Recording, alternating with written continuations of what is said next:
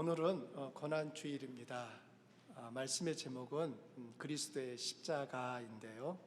오늘 이제 이 말씀을 통하여 하나님이 우리에게 주시는 또 은혜를 누리실 수 있기를 축원합니다. 오늘 32절 말씀에 보면 예수님의 사형이 집행되는 날 다른 두 행악자도 함께 사형을 받게 되었습니다. 그 당시 로마인들은 사형 집행을 위해 십자가를 사용했는데 사형 선고를 받은 죄수들은 처형장까지 자기 십자가를 지고 가야 했습니다. 예수님도 예외는 아니었습니다. 예수님도 자기 십자가를 지고 빌라도의 법정을 출발해야 합니다. 그런데 예수님은 형장으로 출발하기 전에 이미 탈진되어 기진맥진했습니다. 전날 저녁 겟세마네에서 피땀을 흘리며 기도하시다 체포되어 대제사장 가야바의 집으로 끌려간 예수님은 그곳에서 혹독한 신문을 당한 후에 총독 빌라도에게 보내졌습니다. 빌라도는 골치 아픈 재판에 휘말리고 싶지 않아 예수님을 슬쩍 헤롯 왕에게 보냈습니다. 헤롯에게 보내진 예수님은 또다시 헤롯으로부터 희롱을 당한 후에 빌라도에게 다시 보내졌습니다. 밤새 그렇게 이곳저곳으로 끌려다니며 온갖 고난과 모욕을 당한 주님은 지칠 대로 지쳐 있었습니다. 마침내 십자가 처형이 선고되고 군인들에게 넘겨졌는데 이번에는 군인들이 또다시 예수님을 비웃고 조롱합니다. 그들은 많은 채찍질과 침뱉음과 희롱과 멸시를 예수님을 향해 쏟아냈습니다. 사형수들은 자기가 달릴 십자가를 지고 비아 돌로로사, 이 번역하면은 고난의 길이라는 의미입니다. 이 비아 돌로로사라는 길을 가야 했습니다. 비아 돌로로사는 빌라도의 법정인 안토니오 광장에서 사형 집행 장소인 골고다까지 이어진 약 폭이 2m 정도 되는 좁은 길입니다. 지난번 우리 이스라엘 다녀오신 분들 그 비아 돌로로사 길을 걸어가 보셨잖아요. 두 사람, 세 사람이 서면은 한 줄로 서게 되면은 딱 좌우편이 닿을 만한 그렇게 좁은 길입니다. 이미 체력이 고갈되어 십자가를 질 충분한 힘이 남아있지 않았던 예수님은 비아 돌로로사를 걸어가며 숱하게 쓰러지셨습니다. 그때마다 로마 군인들은 쓰러진 예수님을 향해 인정사정 없이 채찍을 휘둘렀는데 숱한 채찍을 맞아도 예수님은 일어나지 못하고 계속 그 매를 맞는 것입니다. 군인들은 아니 되겠다 싶어서 예수님에게 지웠던 그 십자가를 마침 그곳을 지나가던 구레네 출신의 시몬에게 십자가를 지게 하여 예수님의 뒤를 따르게 했습니다. 졸지에 십자가를 지게 된 시몬의 기분이 어떠했을까요? 아마도 내막을 잘 모르는 사람은 십자가를 지고 가는 시몬을 향해 야, 저놈도 오늘 사형을 당할 사형수 중에 한 명인가 보다 이런 생각하지 않았을까요? 시몬은 자신에게 쏟아지는 사람들의 차가운 비웃음과 경멸의 눈빛을 느끼며 자신은 사형수가 아니라고 항변하고 싶었을 것입니다. 더욱이 그는 6월절 예배에 참석하기 위해 저 멀리 북아프리카에서부터 예루살렘으로 올라왔는데 이게 무슨 꼴입니까? 예루살렘에서 이런 일을 당하리라 생각했다면 이번 6월절 방문은 연기하고 싶은 마음도 들지 않았겠습니까? 나름 좋은 마음을 가지고 하나님을 예배하겠다고 올라왔던 이 시몬은 기대하지 않았던 십자가를 예수님 대신 지게 된 것입니다. 죄가 없는 자기에게 십자가를 지은 로마 군인들에게 분노가 일지는 않았을까요? 한마디로 기분이 몹시 언짢았을 것입니다. 시몬은 자진해서 십자가를 진 것이 아니었습니다. 성경은 시몬이 십자가를 지게 된 배경을 이렇게 묘사하고 있습니다. 여러분 말씀 함께 읽어보실까요? 누가복음 23장 26절에 있는 말씀입니다. 그들이, 여기서 그들은 로마 군인들이에요. 다시 읽어봅니다. 그들이 예수를 끌고 갈 때 시몬이라는 구레네 사람이 시골에서 오는 것을 붙들어 그에게 십자가를 지워 예수를 따르게 하더라. 여기까지 보면 시몬이 그냥 십자가를 어떻게 지고 됐나 보다 했는데 마태복음 27장을 보십시오. 여기도 읽어봅니다. 십자가에 못 박으려고 끌고 나가니라. 나가다가 시몬이란 구레네 사람을 만나매 그에게 예수의 십자가를 억지로 지워 예수를 따르게 하더라. 여기에 억지로 지워. 마가복음 15장에도 유사한 말씀이 있습니다. 여기도 함께 읽어봅니다. 마침 알렉산더와 루포의 아버지인 구레네 사람 시몬이 시골로부터 와서 지나가는데 그들이 그를 억지로 같이 가게 하여 예수의 십자가를 지우고. 마태복음과 마가복음의 증언에 따르면 시몬이 십자가를 억지로 지게 되었다는 것을 알 수 있습니다. 그는 억지 십자가를 지고 꼼짝없이 골고다까지 가야만 했습니다. 성경에는 골고다가 예루살렘에서 얼마나 떨어져 있었는지 명확한 기록은 없습니다. 그러나 17세기의 독일 의사이며 군사 역사학자인 프라에토리우스의 책에 기록된 정보와 지리적인 그러한 자료들을 토대로 계산해 보면 골고다는 예루살렘에서 약 2km 내지 3km 떨어져 있었을 것으로 추정합니다. 이렇게 추정하는 근거는 골고다가 예루살렘 외곽에 위치하고 있었다는 것과 십자가가 예루살렘 근처에 언덕에 세워졌다는 사실을 기반으로 한 것입니다. 예수님이 십자가에 처형된 때는 유대력으로는 6월절의 시기였습니다. 6월절은 유대교에서 매년 3월 말부터 4월 초에 지키게 됩니다. 그 당시 예루살렘의 기후와 현재와는 차이가 있을 수 있기 때문에 정확한 기온을 추정하기는 어렵지만 예루살렘 지역의 4월 평균 기온이 약 섭씨 13도에서 18도씨라고 하는 것을 고려할 때 2km 내지 3km 거리를 십자가를 지고 간 시몬은 온몸이 땀으로 흠뻑 젖었을 것입니다. 그의 몸에는 땀 냄새가 진동하고 이마에는 구슬땀이 흐르며 체력은 바닥이 나서 기진맥진했을 것입니다. 시몬의 십자가는 자원한 십자가가 아니라 억지 십자가였습니다. 그런데 그 억지 십자가 덕에 시몬과 그의 가정에 놀라운 일이 일어납니다. 성경의 증언에 보면 후에 시몬과 그의 아들들은 교회의 귀한 일꾼으로 서게 됩니다.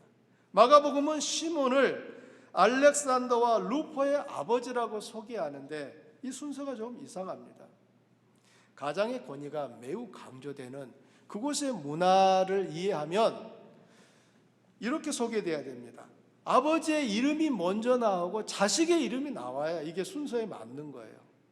그런데 지금 마가복음에서는 아버지보다 자식들의 이름이 먼저 나오고 있습니다. 일반적이라면 시몬의 아들 알렉산더와 루포라고 해야 맞습니다. 그런데 알렉산더와 루포의 아버지 시몬이라고 소개하는 거예요.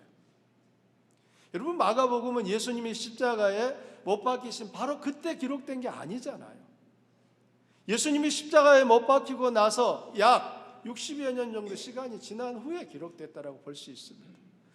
길게 보면 60년, 짧게 보면은 한 35년 정도 후에 기록된 것으로 볼 수 있습니다. 예수님이 십자가에 못 박혀 죽으시고 마가복음이 기록될 때까지 그 기간 동안 마가복음의 독자들에게 알렉산더와 루포는 이미 널리 알려진 사람이 되어 있었다는 것입니다.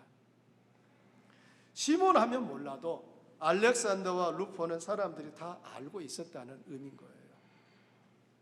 예수님은 누구든지 나를 따라오려거든 자기를 부인하고 자기 십자가를 지고 나를 따르라고 하셨는데 시몬은 억지 십자가를 지고 주님의 뒤를 따른 것입니다.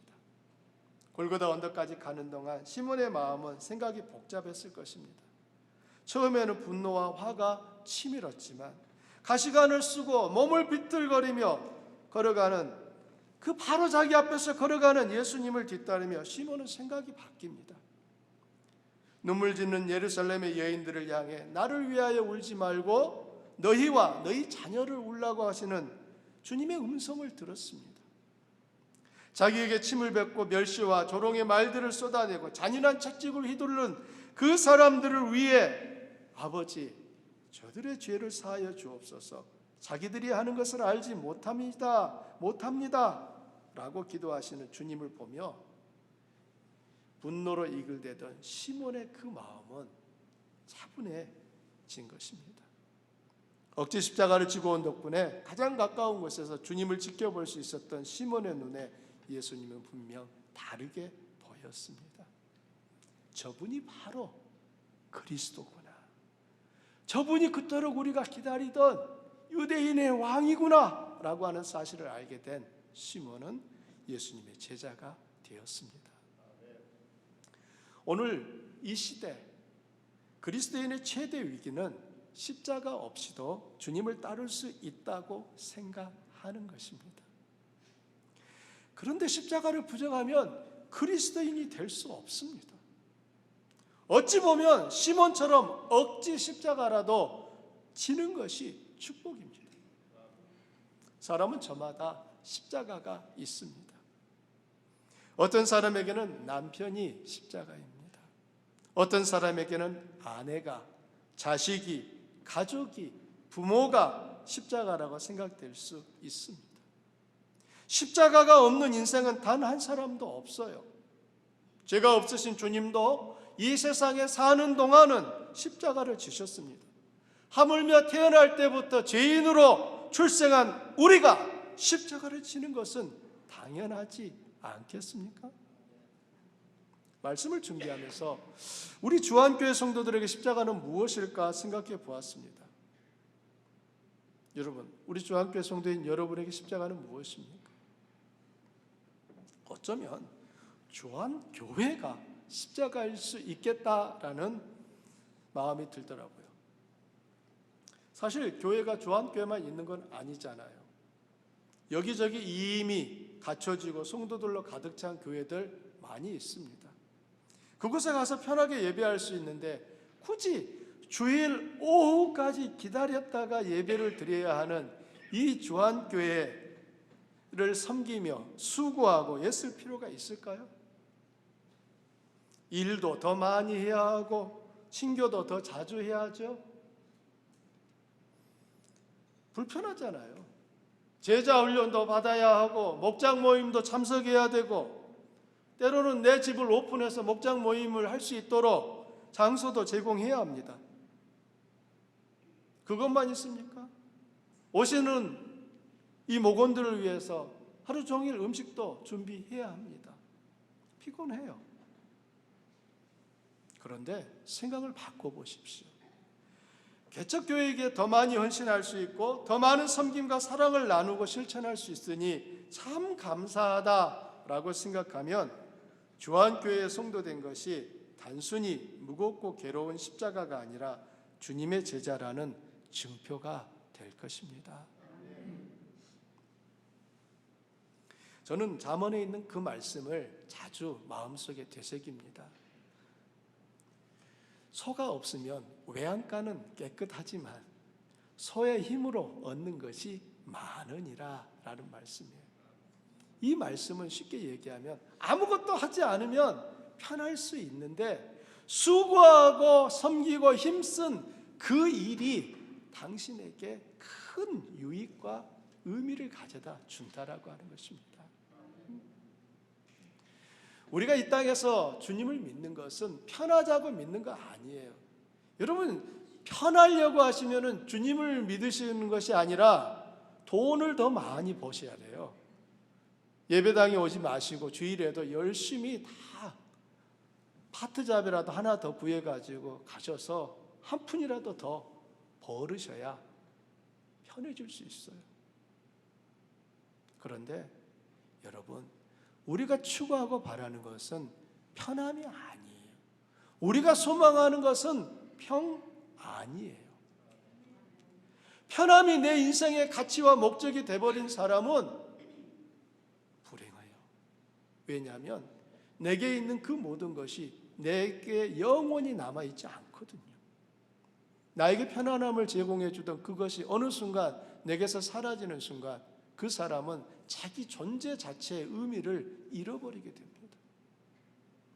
예수님을 믿는 것은 편안한 길일까요? 평안을 쫓는 길일까요? 그런데 왜 불편해지면은 투정하십니까? 우리들이 예수님을 믿으면서 불편은 당연한 거예요. 예수님도 이 땅에 사시는 동안에는 뭐라고 하셨습니까? 여우도 굴이 있고 새도 집이 있지만 인자는 머리 둘 곳도 없다라고 하셨어요. 처음부터 예수님을 따르는 길은 불편한 길이에요. 그렇잖아요. 지금 이 시간에 지금 이 차가운 딱딱한 의자에 앉아 계시면 여러분 어떠십니까? 허리가 불편하신 분들은 아이고 목사님 오늘 설교 좀 빨리 끝내지 왜 오늘은 이렇게 길어? 이런 마음이 속에서 솟아나잖아요. 그런데 편하려고 하면은 우리는 침대에 누워 계셔야 돼요. 푹신푹신한 또는 소파에 앉아 계셔야 돼요. 그렇지만 우리는 편안함을 소망하고 추구하는 것이 아니라 우리는 편안함 누릴 수 있으면 누려야죠. 그렇지만 그거보다 더 의미 있는 것은 평안인 거예요. 예수님은 우리에게 평안을 약속하셨습니다. 수고하고 짐진 자들아 다 내게 오라. 내가 너희를 쉬게 하리라. 이게 주님의 약속이에요. 주님께로 가면 평안함을 주셔요.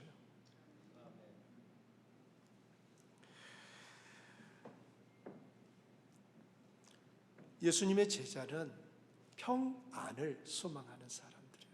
주님을 따르면 평안은 자동으로 우리에게 주어지게 되어 있습니다. 그러나 편함을 따르면 평안은 얻지 못합니다. 38절을 볼까요?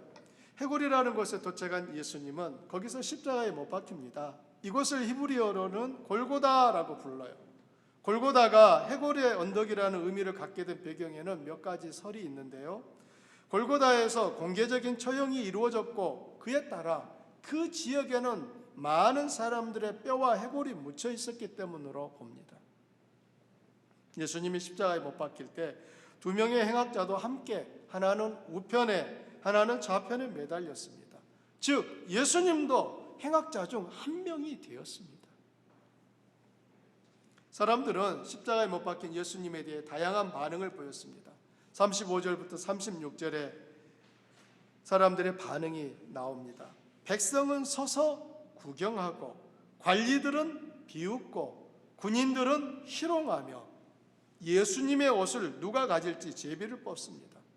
그리고 함께 십자가에 달린 행악자 중 한 사람도 예수님에게 욕을 퍼붓습니다. 그들은 이렇게 말했어요.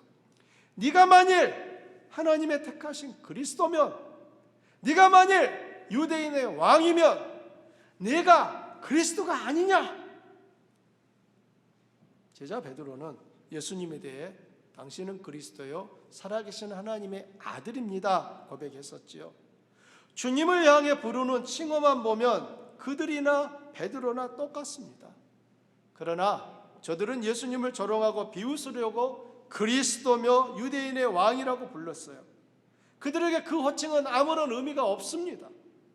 따라서 그들은 만일이라고 가정하여 말하는 거예요. 네가 만일 그리스도면, 네가 만일 유대인의 왕이면. 왜 그들은 예수님이 그리스도요 하나님의 아들인 것을, 유대인의 왕인 것을 알지 못했을까요? 그들이 기대한 메시아의 모습과 참 메시아의 모습이 너무나 달랐기 때문입니다. 그들은 로마의 압제로부터 자유를 되찾아주고 나아가 로마와 주변의 나라들을 다 정복하여 이스라엘의 번영과 풍요를 가져다 줄 다윗 왕 같은 메시아를 기대하고 있었습니다. 그러나 이런 기대는 그들이 성경을 오해했기 때문입니다. 메시아에 대한 예언을 담고 있는 성경, 메시아의 장이라고 불리는 이사야 53장은 메시아의 모습을 이렇게 묘사합니다. 여러분 함께 읽어보실까요? 그는 사람들에게 멸시를 받고 버림을 받고 고통을 많이 겪었다. 그는 언제나 병을 앓고 있었다. 사람들이 그에게서 얼굴을 돌렸고 그가 멸시를 받으니 우리도 덩달아 그를 귀하게 여기지 않았다. 그는 실로 우리가 받아야 할 고통을 대신 받고 우리가 겪어야 할 슬픔을 대신 겪었다. 그러나 우리는 그가 징벌을 받아서 하나님에게 맞으며 고난을 받는다고 생각하였다. 그러나 그가 찔린 것은 우리의 허물 때문이고 그가 상처를 받은 것은 우리의 악함 때문이다. 그가 징계를 받음으로써 우리가 평화를 누리고 그가 매를 맞음으로써 우리의 병이 나았다. 우리는 모두 양처럼 길을 잃고 각기 제 길로 흩어졌으나 주님께서 우리 모두의 죄악을 그에게 지우셨다. 여러분, 이사야 선지자는 예수님보다 700년 전에 활동했던 태어난 선지자였습니다. 그런 하나님의 영감으로 성경을 기록했는데 이 이사야 53장에서 하나님이 보내실 메시아에 대한 내용을 여기에 다 예언을 남겨놓은 것입니다. 이 메시아의 예언을 정직하게 읽어보면 유대인들의 메시아에 대한 기대가 얼마나 잘못되었는지 금방 알 수 있어요. 하나님이 보내실 메시아는 고난받는 종으로 오신다고 예언하고 있습니다. 예수님이 메시아로 세상에 오셨으나 세상은 그들의 기대와 너무나 다른 참 메시아를 거부하고 십자가에 못 박아 죽인 이유가 바로 이것입니다. 유대인들은 왕 같은 메시아를 기대했는데 예수님은 고난받는 종으로 오셨기 때문입니다. 사랑하는 여러분, 여러분에게 예수님은 누구십니까? 베드로처럼 당신은 그리스도요 살아계신 하나님의 아들입니다 라고 고백하십니까? 다시 여쭤봐야겠네요. 고백하십니까? 여러분이 그 고백을 하고 있다면 하나님께 영광과 감사와 찬양을 올리십시오. 예수님을 그리스도로 고백하는 것은 인간의 이성의 판단과 결정과 의지로 이루어지는 일이 아닙니다. 부모님이 야 예수님이 메시아야 하나님의 아들이야 가르쳐줘서 고백할 수 있는 게 아니라는 거예요. 물론 우리는 당연히 예수님이 누구신지 들어야죠.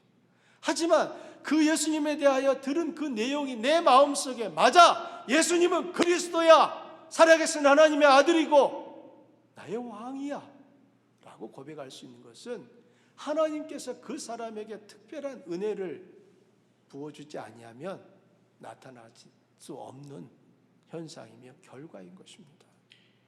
그래서 내 마음속에 예수님이 참 구세주시고 메시아이시고 하나님의 아들이라고 믿어지고 고백된다면 하나님께 감사하자는 것입니다. 그렇다면 여러분에게 묻고 싶습니다. 나는 지금 그 고백과 일치하는 삶을 주님 앞에서 살고 있느냐는 거예요. 입술로는 주님을 그리스도요 하나님의 아들이며 나의 왕, 나의 주님이라고 고백하는데 나의 생각과 행실은 그 고백을 뒷받침하고 있는지 진지하게 살펴보십시오. 주님이 내 삶의 최우선순위가 되어야 하지 않을까요? 죄 없으신 주님이 나를 대신하여 십자가 지신 것을 알고 있는데도 나 중심의 삶을 계속해서 산다면 주님을 다시 십자가에 못 박는 것과 같은 것입니다. 정말 예수님이 나의 주님이라면 우리는 그분이 기뻐하는 삶을 살려고 몸부림쳐야 맞습니다. 살다 보면 내가 기대하는 삶과 예수님이 하나님이 나에게 그 주시는 삶은 같지 않을 때가 자주 있습니다. 그때 어떤 선택과 결정을 하는지를 보면 내 삶의 주인이 누구인지 알게 됩니다. 하나님은 우리를 세상에서 불러 그분의 교회가 되게 하셨습니다. 교회는 예배를 드리는 이 건물을 말하는 것이 아니라 예배하는 사람들, 우리들이 곧 교회인 것이죠. 교회는 사랑과 섬김의 공동체입니다. 왕이 되기를 원하는 사람들의 모임이 아니라 주님처럼 스스로 종이 되기를 원하는 사람들의 모임입니다. 그런데 스스로 종이 되어 다른 사람을 섬기고 사랑하는 것은 쉽지 않습니다. 인간은 본성적으로 자기 중심적이에요. 자기의 유익을 위해 다른 사람의 유익을 빼앗고 짓밟습니다. 그 일에 능숙한 인간이 다른 사람을 위해 기꺼이 자기 유익을 포기한다는 것은 본성을 거스리는 일입니다. 그런데 주님의 사랑을 알고 주님을 사랑하는 사람은 즐거이 그 쉽지 않은 일을 해냅니다. 왜냐하면 자기가 경험한 주님의 사랑이 바로 그런 것이기 때문입니다. 우리 40절과 42절을 읽겠습니다. 하나는 그 사람을 꾸짖어 이르되 네가 동일한 정죄를 받고서도 하나님을 두려워하지 아니하느냐. 이르되 예수여 당신의 나라에 임하실 때 나를 기억하소서 하니. 예수님과 함께 십자가에 달린 두 행악자 중 한 사람이 주님을 비방하는 것을 듣고 다른 한 사람이 그를 꾸짖으면서 예수님께 자기를 의탁하는 장면입니다. 자신이 행한 악을 알기에 차마 당신의 나라에 데려가 달라고는 말하지 못하고 나를 기억하소서라고 말합니다. 이 사람은 지금까지 살아오면서 행한 것이 죄 지은 것밖에 없어요. 이런 사람이 천국에 갈 수 있을까요? 그 사람 자신도 자기가 천국에 들어갈 수 있다라고 확신하지 못하고 있습니다. 그런데 우리 주님의 생각은 그와 달랐어요. 43절을 보십시오. 예수께서 이르시되 내가 진실로 내게 이르노니 오늘 내가 나와 함께 낙원에 있으리라 하시니라. 오늘 내가 나와 함께 낙원에 있으리라. 무슨 뜻이죠? 주님은 내가 너를 기억만 하는 것이 아니라 너를 나의 나라로 초대한다는 것입니다. 너는 내가 있는 곳에 나와 함께 있게 된다는 거예요. 어떻게 이런 일이 가능합니까? 이 사람은 십자가 처형을 당해야 할 만큼 못된 죄악을 행한 것 아닌가요? 그럼 그가 어떻게 천국에 들어갈 수 있습니까? 천국의 왕이신 주님과 함께 가면 되는 것입니다. 집주인과 그 집에 가면은 당연히 문이 열리는 것 아닙니까? 그 사람의 선행과 업적 때문이 아니라 천국은 예수님 때문에 들어가는 것이기 때문에 가능한 거예요. 그 행악자는 십자가 위에서 고통으로 곧 숨이 끊어질 것이지만 예수님을 그리스도로 알아보고 주님과 함께 있기를 원했습니다. 주님은 그런 그에게 천국의 문을 활짝 열어주신 것입니다. 우리 중에는 나 같은 사람이 천국에 들어갈 수 있을까 확신하지 못하는 분들도 있을 것입니다. 그런데 오늘 강도가 어떻게 천국에 들어갈 수 있었는가를 보십시오. 제 생각에 우리 중 누구도 이 강도보다 더 악한 사람은 없는 것 같아요. 그래서 천국에 들어갈 수 있다는 말인가요? 아닙니다. 이 강도보다 더 선한 사람도 또는 이 강도보다 더 악한 사람도 천국에 들어가는 것은 우리의 선함 때문이 아니라 예수님을 그리스도로 믿는 믿음 때문입니다. 어떤 분들은 예수님을 믿은 후에 자신의 삶이 하나님을 기쁘시게 할 만큼 살지 못했다는 양심의 찔림 때문에 천국에 들어갈 수 있다는 확신을 가지지 못합니다. 예수님을 믿기 전에는 그래도 그때는 몰랐으니까 그렇게 살았고 하나님 은혜로 예수님을 믿었는데 이제 믿은 후에 신자가 되어서 신자다움을 삶 속에서 온전히 살아내지 못한 것 같다라고 하는 그 양심의 찔림이 있는 것입니다. 여러분, 이러한 찔림은 필요한 것이고 좋은 것이죠. 그런데 다시 생각을 해보십시오. 이 강도가 어떻게 천국에 들어갈 수 있었습니까? 답은 오직 하나입니다. 예수님이 답입니다. 예수님을 믿은 후에도 우리가 천국으로 갈 수 있는 것은 예수님 때문입니다. 비록 내 믿음이 삶의 온전한 변화를 일으킬 만큼 크지 않고 연약할 수 있습니다. 때로는 주님을 믿으면서도 자주 넘어집니다. 그렇다고 해서 믿음이 없는 것은 아니에요. 작은 믿음, 연약한 믿음은 돌보고 가꾸고 큰 믿음이 되도록 해야 하지만 작은 믿음 때문에 자신이 성도라는 사실까지 부정하지 않기를 바랍니다.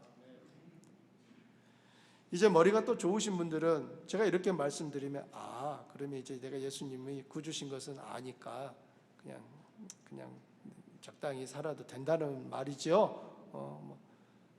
그렇게 적용하지 마시고요. 우리들이 하나님 앞에 부름받고 나아가는 것은 전적인 예수 그리스도의 은혜라는 것을 강조해서 말씀드리는 거예요. 오늘 우리가 고난주일을 맞이하며 예수님의 십자가를 다시 생각하는 것은 그 십자가가 나의 구원의 유일한 길이 되기 때문입니다. 주님이 나를 위하여 죽으셨다는 것을 아는 사람은 그 삶을 아무렇게나 살까요? 아니면 나를 위하여 죽으신 그 주님이 기뻐하시는 삶을 살고자 몸부림을 칠까요?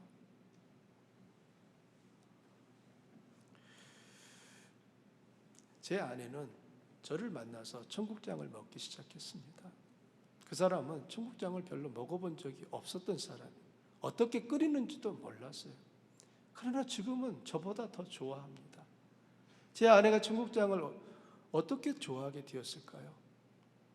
남편이 좋아하니까 제가 좋아하는 것을 준비해 주면서 자기도 한 숟가락 두 숟가락 먹던 것이 이제는 청국장 매니아가 된 것이죠. 사랑은 이런 것입니다. 내가 주님을 사랑하면 그분이 슬퍼하는 것, 기뻐하지 않은 것을 나도 하고 싶지 않은 거예요. 그러나 그분이 원하는 것이라면 내게는 힘이 되고 짐이 돼도 고통스러워도 그것을 하는 것이 진짜 그분을 사랑하는 것이잖아요. 우리들이 예수님의 십자가를 노래하고 십자가를 말하는 데서 그치는 것이 아니라 그 십자가를 볼 때마다 나를 향하여 하나님의 사랑이 얼마나 크셨는가를 우리는 확인하고 나는 과연 그 주님을 어떻게 사랑하고 있는지 다시 돌이켜보는 것입니다. 말씀의 결론을 맺고자 합니다. 예수님은 우리를 위해 십자가를 지셨습니다. 아무 죄도 없으셨지만 우리가 지은 죄를 대신하여 기꺼이 죄인이 되셨습니다. 시몬은 졸지에 억지 십자가를 지게 되었지요. 하지만 그 십자가 덕분에 하나님의 가족이 될 수 있었습니다. 두 행악자 중 한 사람은 영원한 형벌을 받고 다른 한 사람은 낙원에 있게 됩니다. 천국은 죄의 양과 크기가 너무 커서 가지 못하는 것이 아니라 예수님을 믿지 않기에 못 가는 것입니다. 예수님이 십자가에서 우리의 죄값을 다 치르셨습니다. 그분은 우리가 받아야 할 고통을 대신 받고 우리가 겪어야 할 슬픔을 대신 겪었습니다. 주님이 찔린 것은 우리의 허물 때문이고 주님이 상처를 받은 것은 우리의 악함 때문입니다. 그분이 징계를 받음으로 우리가 평화를 누리고 그가 매를 맞음으로써 우리의 병이 나았습니다. 그래서 하나님은 누구든지 예수를 믿는 자마다 멸망하지 않고 영생을 얻으리라고 약속하신 것입니다. 다시 십자가 앞에 일어서십시오. 내가 죄인임을 안다면 십자가 앞으로 나아가시기 바랍니다. 그 결만이 우리가 주님의 그 십자가를 사랑